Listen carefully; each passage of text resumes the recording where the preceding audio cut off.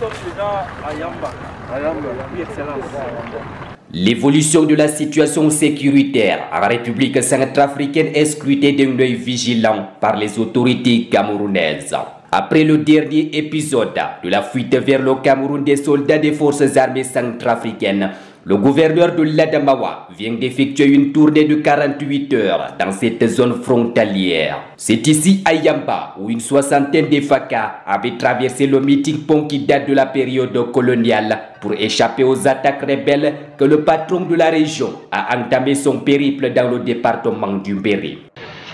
En dépit de quelques inscriptions faites par les rebelles qui ne sont pas très loin de cette frontière et qui écument de manière constante notre frontière commune. Mais nous pouvons rassurer l'opinion publique, l'opinion nationale qu'un calme règne. À l'autre bout du pont, séparant les deux pays, il règne un calme précaire.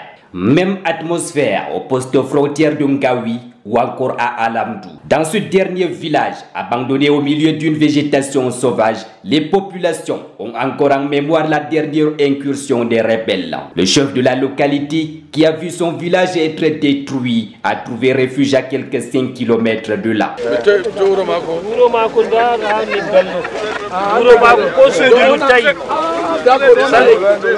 village a été complètement fini. Je comprends.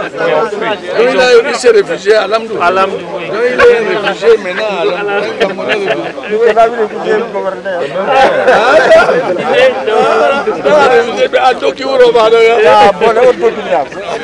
à Ngawi, où les activités tournent au ralenti, les habitants ont la peur au ventre malgré la présence de la base du 5e bataillon d'intervention rapide. Depuis qu'on a pris ces rebelles-là au niveau de la frontière qui sont violés entre eux, et puis ça fait beaucoup de temps, on les s'emplit ici à côté, ils sont un peu éloignés et ils sont là. Ce n'est pas qu'ils ne sont pas là, ils sont là et ils sont au niveau de leur pays et au niveau de la frontière. Les autorités centrafricaines sont venues installer leurs militaires à la frontière. Juste après leur départ, des rebelles ont attaqué les Faka, qui ont pris la fuite vers le Cameroun. Les éléments des forces de défense déployés dans la zone espèrent aussi des renforts militaires pour mieux sécuriser la frontière. Pour les rassurer, le gouverneur annonce une série de mesures de renforcement de leurs moyens. Le chef de l'État l'a reconnu, donc il ne faut pas lâcher prise. Ici, le haut commandement va procéder au renforcement comme exigé par le chef de l'État, si peu. Le département du Mbéré partage une longue frontière de 160 km avec la République centrafricaine. Aujourd'hui, à cause de sa porosité, une crainte de voir la montée en puissance de toutes sortes de trafics et des fraudes diverses est palpable. Mais pour l'heure, les FDS veillent au grand grâce à la puissance de feu dont ils disposent. Nous rentrons satisfaits.